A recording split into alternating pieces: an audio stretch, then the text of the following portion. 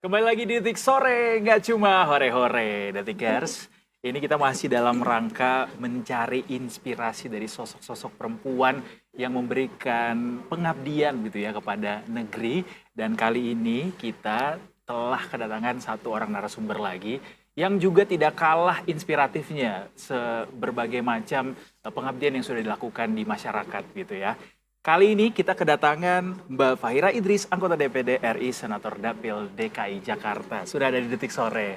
Selamat sore. Selamat sore, Bu. Apa kabar? Mbak Pocut, alhamdulillah sehat. Apa kabar Mbak Fahira? Sehat. Sehat ya? Meskipun cuaca lagi pancaroba gini masih tetap fit Tetap ya? fit ya. Tapi ada flu sedikit. Oh gitu. Lagi musim memang Lagi kan, musim. lagi Iya. kayak panas, hujan dari Iya. kemarin. Tapi terima kasih sudah mau menyempatkan hadir ke Detik Sore meskipun tengah flu gitu ya. Siap. Mbak Fahira kita kenal sebagai seorang aktivis, politikus, pengusaha juga. Alhamdulillah. You make it all look easy untuk dilakukan. Apa yang membuat Mbak Fahira tuh bisa melakukan banyak hal, tapi juga kan juga sebagai sosok ibu rumah tangga begitu. Iya. Gimana Mbak Fahira? Jadi saya itu memang dulu yang mengawali saya menjadi berbagai macam orang, menurut saya harus berterima kasih dengan Twitter. Twitter itu tahun 2010 itu I membuka knew mata it. saya. Iya. Saya begitu vokal di Twitter. Mhm. Akhirnya di tahun 2010 tiba-tiba ada yang nge-tweet ada seorang pendeta yang kehilangan banyak darah. Oke. Di pikiran saya waktu itu bagaimana caranya ya saya bisa menolong pendeta itu. Padahal itu hari lebaran ketiga gitu kan. Oke. Akhirnya saya nge-tweet juga gitu kan. Dulu tuh belum ada yang kenal Fahira Idris. Saya nge-tweet teman-teman di Bekasi ada seorang pendeta yang kehilangan banyak darah. Yuk ketemu saya di luar lobi Rumah Sakit Mitra Keluarga Bekasi. Gitu. Saya pikir wah pasti nanti yang banyak datang nih yang non muslim karena kan yang Iya. kehilangan banyak darah kan pendeta Oke. kan. Gitu. Ternyata sampai sana malah saya banyak kedatangan teman-teman baru yang saya kenal di Twitter itu banyak kan muslimnya.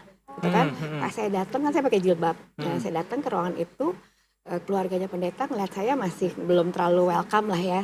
Untungnya tiba-tiba ada dokter lewat. Mbak, benar Mbak, kita ini butuh banyak darah. Ayo cepetan ke sini. Nah, kita semua menyumbangkan darahnya, yang non muslim ada 1 orang, yang lain muslim gitu kan.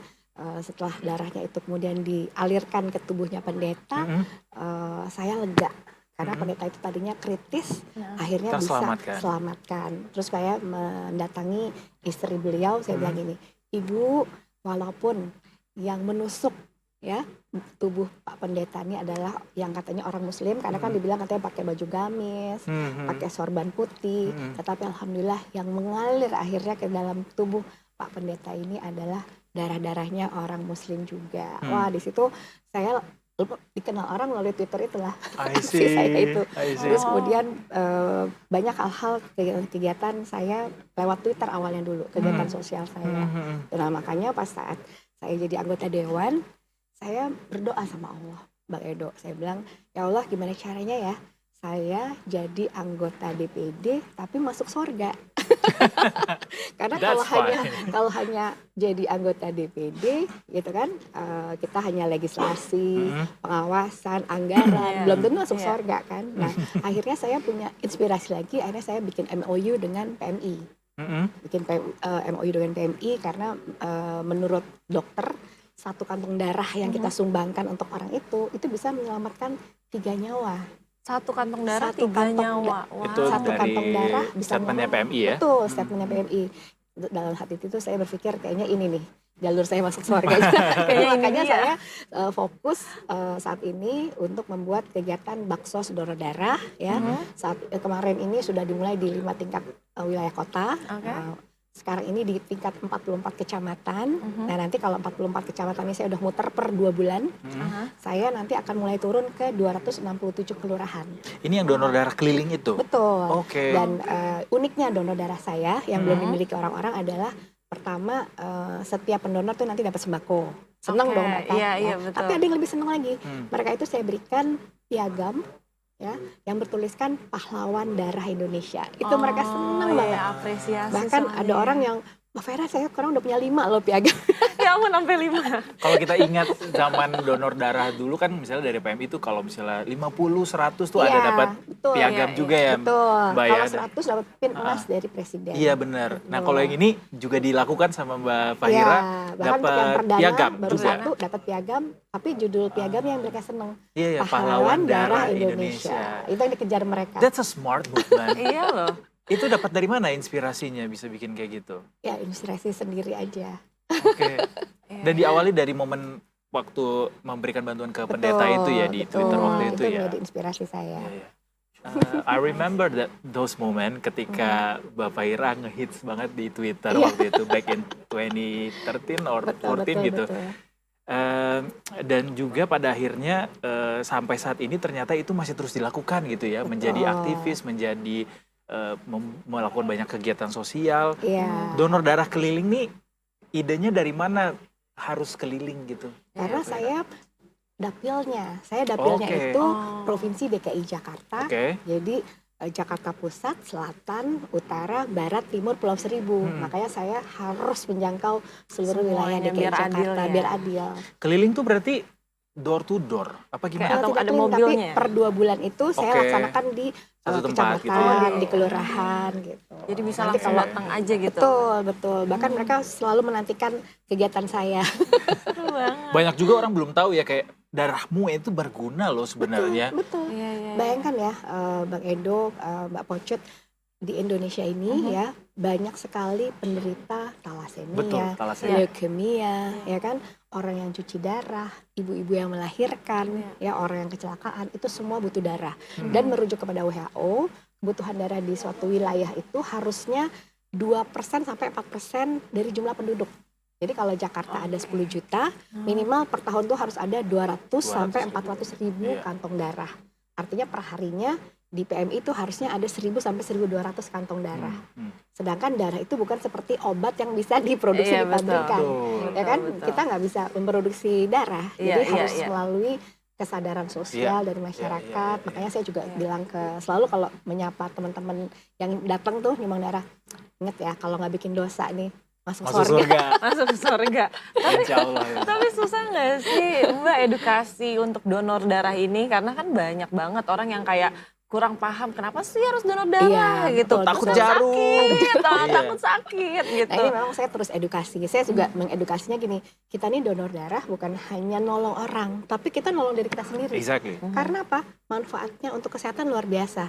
Menanggulangi penyakit jantung, peredaran darah, ya melancarkan peredaran darah dan lain sebagainya. Jadi manfaatnya luar biasa. Oh jadi benefitnya. Makanya saya dapat berharap juga juga lebih banyak komunitas, perusahaan, institusi, atau mungkin saya juga berharap gimana caranya masjid nih setiap hari Jumat ada donor Ada donor darahnya. darah. Oh mau bikin Iya, kayak gitu pengennya juga. gitu, iya, kerjasama. iya. Tapi harus sih kayaknya. Iya. Karena masih kekurangan banyak darah juga Masih kita kekurangan, tuh terutama tadi ya di event-event lebaran, Iya, iya. puasa itu pasti PMI drop sekali. ya. Iya, iya. Tapi iya sih, darahnya. gue inget zaman dulu pas kuliah, teman-teman gue suka banget donor darah. Oh gitu. Biar kurus dapat susu. soalnya. Oh, kirain biar dapat bubur Jadi katanya itu susu. ngaruh buat kayak, oke aduh kayak Betul, betul, betul. Tapi bisa kegendutan juga. nih, terus donor darah biar kurus itu benar nggak?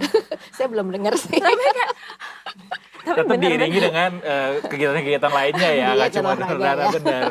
biar sehat katanya darahnya kan ngulang. Betul. Kalau sehat betul ya, Gitu Mbak Fahira kan. ya, benar ya.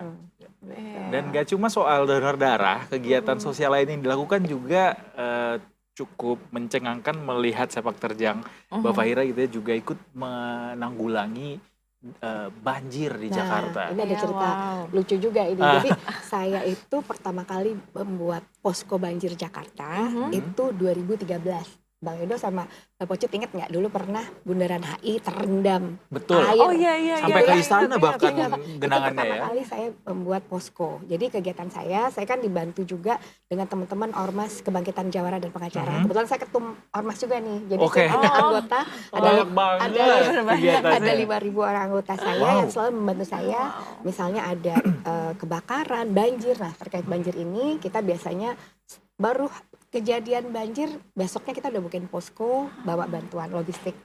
Dan sebagai anggota DPD tentunya saya melakukan pengawasan juga terhadap misalnya bagaimana nih evakuasi anak, lansia, perempuan, ibu Perempuan, ya. hamil dan penyandang disabilitas sudah terjadi baik atau tidak. Terus kedua bagaimana posko ya udah bagus nggak, misalnya akses airnya, toiletnya, terus tenda. Nih kadang-kadang tenda ini saya suka gemes ya, kadang harus Cerewet ya, terpisah soal antara tenda laki ya. sama perempuan, karena kan itu menyangkut keamanan dan Iya, kenyamanan ya. Tapi alhamdulillah sejauh ini menurut saya usaha dari Pemprov DKI Jakarta sih sudah bagus. Udah bagus Terus ya. ditingkatkan saja gitu. Oke, jadi itu melihat saat ini kan bencana banjir tuh masih sulit untuk kita elakkan Betul, gitu. betul Mbak sekali. Faira, apa ininya dorongannya mungkin terhadap pemerintah dan di DPD seperti apa suara-suara yang disampaikan? Jadi Jakarta ini ya Mbak Pocot, kita ini bentuknya seperti mangkok bakso. Bayang nggak mangkok bakso cekungan. Ini ya. Cukup banget. Cekung. Di mana daerah-daerah penyangga kita lebih tinggi ya situasinya, dan kita banyak dialiri oleh sungai. Gitu kan. Jadi memang banjir ini masih jadi ancaman besar gitu kan, ditambah lagi kesadaran masyarakat untuk tidak membuang sampahnya belum nih. Betul. Makanya sebetulnya ada beberapa program yang baik diterapkan oleh Pemprov DKI Jakarta. Saya sudah sering bicara juga terkait misalnya satu pengembangan ruang limpah sungai. Kalau bahasa Inggrisnya tuh floatway. Jadi bagaimana pemerintah membuat floatway aliran ya, pada saat debit air tuh sudah naik di sungai, ini dialirkan ke RLS. Kita udah punya 3 nih di Lebak Bulus, di daerah Brigif sama Pondok Ranggon. Nah, saya berharap ini lebih banyak lagi ruang limpah sungai yang dibentuk. Terus yang kedua adalah drainase vertikal. Bagaimana lebih banyak lagi dibuat drainase vertikal, ya kan, ruang-ruang biopori, sumur serapan, kolam serapan, ya. Dan ini juga membutuhkan partisipasi masyarakat juga. Jadi masyarakat sebenarnya bisa loh buat lubang biopori kalau mereka mau. Sekarang ini sedang kita galakan juga. Saya juga membantu masyarakat untuk sadar dan membuat. Terus kemudian yang ketiga adalah bagaimana kita revitalisasi waduk. Jadi Bang Edo, di Jakarta ini kita punya 147 waduk. Tapi Mbak Pocot, waduk ini kalau kita nggak maintenance ya, lama-lama kan sedimen tanahnya naik, Betul. naik, Iya, naik, betul. naik. Akhirnya kapasitasnya kurang. berkurang. Nah ini kan harus dikeruk, harus di maintenance supaya waduk pada saat dia banjir berfungsi. Jangan pada saat banjir dia Dia udah penuh malah duluan, udah- gitu. Iya.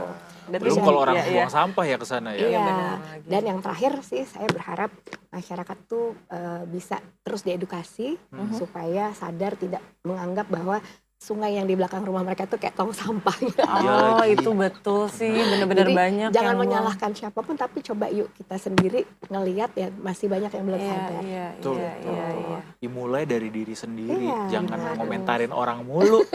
Betul. Mulai aja dulu ya, jangan buang sampah sembarangan yuk, bantu beres-beres Betul, yuk at least betul. gitu. Oh iya iya benar. Terus habis itu nyampe yang waktu itu ke Kepulauan Seribu. Iya. Iya kan? Ceritain dong, Saya Mbak. itu kemarin pergi ke 9 pulau. Wow. Di Jadi, Jakarta, di di Pulau Kepulauan Seribu. Seribu. Oke. Jadi di Pulau Seribu itu namanya kan Pulau Seribu, Iya. tapi sebenarnya yang berpenduduk itu 11 pulau. Iya. Kan saya meluangkan waktu itu berhari-hari kita berkeliling ke baru sampai ke 9 pulau. Oke. Ada satu pulau yang sangat jauh namanya Pulau Sebira. Saya pengen banget tapi jauh sekali. Saya berharap nanti mungkin di nextnya ya. Iya, iya, Gitu. iya. Saya merasa bahwa Pulau Seribu itu adalah beranda depannya Jakarta. Jadi Supposedly, kalau ya. rumah itu teras rumah Iya, betul. Jakarta yang harus sebetulnya tampilnya harus baik, cantik, dan harus juga pemerataan pembangunan dirasakan oleh warga. Benar. Nah kemarin kalau saya sih sebenarnya menganggap pembangunan di Pulau Seribu sudah cukup baik ya. Tapi kadang-kadang kalau saya lihat atau saya dengar di kemarin saya berbicara dengan ibu-ibu, emak-emak ya, gadis remaja, nelayan, mereka merasa Bu Fahira harga di sini belum stabil loh, Oh, ya? ya kan? Misalnya kayak harga minyak di Tebet mungkin Beda sama yang di 14.000, sana. di sana masih 19.000. Inflasi di Tebet inflasi. 2%, di sana bisa jadi 6% gitu ya. Terus kemudian Mbak Fahira, kita ini butuh loh transportasi antar pulau. Betul. Jadi iya. kalau transportasi dari Jakarta ke Pulau Seribu sudah banyak, sudah bagus, udah cakep. Iya, iya. Tetapi bagi orang Pulau Seribu yang tinggal di Pulau Kelapa, mau kerja di Pulau Pramuka atau dia mau mengunjungi saudaranya Masih itu sulit. masih sedikit, masih kurang. Oke. Dan problem utama sekarang di Pulau Seribu adalah kurangnya pemakaman umum. Oke. Gitu. Jadi saya Oke. juga berharap Pemprov mau istilahnya membantu membebaskan beberapa lahan ya di Pulau Seribu, karena kan banyak yang milik perusahaan. Oh, iya. Banyak perusahaan supaya dibebaskan supaya orang Pulau Seribu bisa dimakamkan di Pulau Di Seribu. Pulau Seribu. Sekarang ini banyak yang dimakamkannya di Jakarta. Oh gitu. Oh Mbak iya. Faira. Jadi jauh banget Jauh. dong dari Belum iya. lagi ambulans airnya masih kurang. Nah, ini yang harus diperhatikan juga. Kalau kita kan ambulans di DKI Pemprov Aman. punya ratusan Iya, ya. iya. Nah, di Pulau Seribu itu masih kurang. Nah, padahal Vaskes di Pulau Seribu itu juga menurut Iya. saya masih perlu ditingkatkan. Contohnya Benar. gini. Kenapa sih rumah sakit di Pulau Seribu harusnya ya dokter-dokternya semumpuni dokter Jakarta dong Iya, harusnya iya ya dong. kan. Nah, ini sekarang masih kurang, jadi masih banyak warga Pulau Seribu yang harus dirujuk ke DKI Jakarta. Sayang sih. Perjalanannya jauh untuk kayak Ya, kesehatan dan yang lain-lain. sekarang ini dibutuhkan, Bang Edo, saya juga sedang berusaha nanti mau berbicara dengan beberapa pihak. Mereka sangat membutuhkan pelatihan UMKM. UMKM mereka iya, butuh betul. karena jualan juga. Ayahnya nelayan, Iya. pulang bawa ikan, ya. Mereka mau mengolah ikannya nih menjadi makanan iya. yang lain. Contoh deh, Bu Faira cobain pempeknya, mereka semangat gitu ya. Pas aku cobain, belum seenak pempek Palembang, Oke. misalnya Oke, gitu, oke. atau misalnya bahan olahan lainnya. Jadi mereka perlu sekali pelatihan UMKM. Iya. Terus saya juga nanya yang jualan kaos-kaos, kan kalau kita ke Bali kan pasti ada kaos-kaos Iya, Bali. betul. Di Pulau Seribu juga ada kaos-kaos, tapi aku nanya iseng, ini Dari gimana belinya di mana, bikinnya di mana? Di Jakarta. Jadi Jadi mereka bukan ke Jakarta produk dulu, lokal bukan mereka produk ya. lokal. Oh, Habis iya, kita nggak iya. ngerti cara bikinnya bagaimana. Nah, artinya mereka gitu. perlu sekali pelatihan UMKM. Saya berharap di pemerintahan Bapak Pramono, Anung, dan Pak Rano nih mudah-mudahan Pulau Seribu bisa lebih diperhatikan lagi. Amin. Iya, amin. Amin. Semoga dong. Semoga. Jadi nggak cuma masalah transportasi doang tuh yang selama ini saya Iya. dengar, Mbak Faira, bahwa transportasi di Kepulauan Seribu tuh sering kali dianaktirikan. Ternyata Betul. banyak hal lainnya juga yang Siap. kurang banyak fokusnya ya. Iya. Jadi banyak nih yang harus jadi PR di Kepulauan Seribu ternyata. Dan terima kasih untuk Mbak Faira yang sudah berkeliling 9 pulau itu 9 sehingga kita pulau. jadi tahu. Wow. Nanti bulan Juni saya mau keliling lagi ke 9 pulau lagi, kalau mau ikut Bang Ebo. Ih, Boleh nggak sih? nanti ya Mbak Boleh ya, kita cari backup host biar bisa ada yang backup di sini ya. Tapi seru banget tahu kalau ke Pulau Seribu itu. Seru, Gue pernah seru. ke 2 Seru pulau banget. waktu itu, Pulau Tidung dan apa ya satu lagi ya. Pokoknya pariwisatanya Ya. juga nggak Pariwisata kalah. sudah bagus sih. Iya, benar. Bisa jadi destinasi nih, jadi nggak usah jauh-jauh ya ke Bali gitu Iya, kan. Orang benar. Jakarta Iya. ya kan ada nih Betul. Pulau Seribu Pasirnya sebenarnya masih lebih ya bagus, kan? masih lebih cantik lah. Iya. Selain banjir, kemudian masalah kesehatan juga, apalagi yang menjadi perhatian seorang Faira Idris terhadap daerah Jakarta? Daerah Jakarta ini kalau saya lihat terkait masalah perda hukum masyarakat adat. Saya Oke. juga sedang mengamati gitu ya.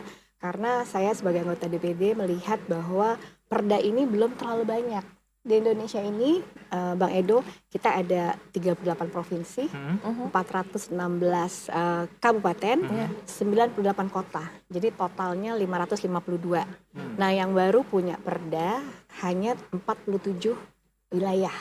Artinya baru 8,5% gitu. Walaupun sebenarnya di Undang-Undang Dasar 1945 sudah ada pasal 18B ya yang artinya sudah menyebutkan penghormatan terhadap hukum masyarakat adat. Tetapi sebetulnya implementasinya masih jauh dari ideal. Nah, oleh karena itu kita sedang berjuang ya agar RUU masyarakat adat ini bisa disahkan gitu. Karena masih sekarang ini sudah masuk prolegnas ya, sedang diurus sudah masuk juga prolegnas. sih gitu. Kendalanya di mana tantangan? Kendalanya untuk menyusun sebetulnya perdanya? masih lemahnya komitmen pemerintah daerah. Jadi menurut saya ya, kalau menurut saya mungkin karena belum ada tekanan dari pemerintah pusat. Sebenarnya kalau ada penekanan dari pemerintah pusat, Harusnya bisa cepat ya. dia harus wajib gitu ya. Itu pasti mereka akan bikin tuh perdanya. Tapi menurut saya juga harusnya pemerintah pusat itu memberikan insentif terhadap daerah yang sudah punya perda masyarakat hukum adat. Berupa apa? Berupa anggaran supaya mereka bisa melestarikan wilayah adatnya mereka. Sih. Kalau Betawi kan kita punya kayak Setu ya, Iya. itu kan Iya. udah bagus, udah cakep lah. Kita termasuk yang 47 ya yang udah Kita punya, termasuk yang udah 47, punya oke. perdanya. Jadi menurut saya itu salah satu yang harus dicermati oleh kita. Kalau di DKI kita sudah punya Perda nomor 4 tahun 2015 ya, pelestarian kebudayaan Betawi. Kita juga bahkan punya Undang-Undang DKJ nomor 2 tahun 2004 ya. Kalau di Undang-Undang DKJ itu sudah betul-betul diakui ya, namanya lembaga adat, kebudayaan Betawi sudah diakui, bahkan diwajibkan kita ini mesti punya dana abadi kebudayaan. Nah, oleh karena itu saya berharap Pemprov DKI Jakarta ya itu membuat suatu aturan yang lebih operasional, misalnya berupa pergub. Karena kalau pergub dibuat, wah itu lebih bagus lagi, lebih cepat lagi ya. Terus kedua juga saya berharap teman-teman dari DPRD DKI Jakarta ini mau menggolkan lah istilahnya dana abadi kebudayaan agar kita ini kan mau menjelang menjadi kota global nih, biar supaya lebih kokoh lagi kebudayaan di DKI Jakarta. Biar Betul, kayak semoga ya. Semarang sama Tokyo. Oh iya dong, Seoul. nggak sabar. Betul. Nggak sabar yang ke situ sih. Kalau Jakarta tuh kaya banget budaya. Sangat Iya, kaya kaya banget. banget. Betul. Betul, setuju. Ya, luar Betapa biasa. inspiratifnya segala macam perjuangan dan tindak tanduk yang dilakukan Aduh, Mbak Masya Fahira. Allah. Kita terinspirasi sekali. We are honored to have you here, Thank you. Mbak Fahira, dan bertepatan juga dengan bulan Kartini yang juga baru saja Siap. kita rayakan Hari Kartini. Detikom ingin mengapresiasi segala macam cerita dan perbuatan yang dilakukan Mbak Fahira untuk menolong masyarakat begitu ya, dengan Makasih. statusnya sebagai anggota DPD RI. Sekar Agni Negeri kita Masya persembahkan Allah. untuk Mbak Fahira yang akan Terima disampaikan kasih langsung oleh Mas banyak. Alvito Dianova Masya Gintings Allah. Pemret Detikom. Luar biasa. Thank you. Luar biasa. Kita Mbak mengenal Mbak Alvito. Fahira dengan ketajaman intuisinya terhadap masalah-masalah sosial ya. Masya Allah. Beberapa waktu yang lalu cukup kritis di media sosial, tapi kayaknya sekarang lebih banyak kiprah di off air daripada di Betul, layar betul. media sosial. Tapi apapun itu, selamat Mbak Fahira. Kami Detikom memberikan anugerah Sekar Agni Negeri Terima kasih. atas apresiasi sebagai senator perempuan inspiratif pendorong kesejahteraan masyarakat yang sudah dilakukan oleh Mbak Fahira nih akhir-akhir ini. Masya Allah. Jadi kritiknya ejawantahkan ke dalam kerja nyata untuk kesejahteraan masyarakat. Betul. Selamat sekali lagi Mbak Fahira. Terima kasih. Mbak Fahira mungkin mau menyampaikan sesuatu buat Detikers semuanya. Terima kasih Bismillahirrahmanirrahim kepada para Detikers ya. Jangan pernah lelah untuk berbuat baik ya. Apalagi kalau saya ini sudah berpikirnya gimana nih caranya mengumpulkan pahala. Jadi teruslah berbuat baik karena di perbuatan baik kita pasti akan menemukan jalannya. Dulu saya menolong seorang pendeta untuk mendapatkan darah, nggak nyangka kalau jadi anggota DPD. Karena ternyata lewat perjuangan-perjuangan itu saya dipercaya masyarakat untuk menjadi perwakilan warga DKI Jakarta. Jadi kepada adik-adik, perempuan di seluruh Indonesia, yuk terus berbuat ya sesuai dengan kapasitas kita. Insya Allah kita pasti akan menemukan jalannya. Terima Amin. kasih. Amin. Assalamualaikum warahmatullahi wabarakatuh. Luar Waalaikumsalam biasa. warahmatullahi wabarakatuh. Selamat. Terima kasih Mbak Fahira. Terima Tapi kita masih punya satu tugas tambahan buat Mbak Fahira untuk Oh, nutup yes. segmen ini dengan Masya Allah. nyebutin tagline-nya Detik Sore. Oh, Jadi yes. Detik Sore itu punya tagline kalau misalnya kita bilang Detik Sore, balasnya dengan Gak cuma hore-hore. oke. oke. Nah, tuh ada di situ. Detik sore gak cuma hore-hore. Oke. Detikers, jangan lupa berbuat baik, jangan lelah berbuat baik, Yes. dan jangan lelah nonton Detik Sore karena kita masih akan ada sampai jam 5:30 sore. Jangan kemana-mana, tetap bersama kami di Detik Sore. Gak cuma hore-hore. Hore-hore. Oke.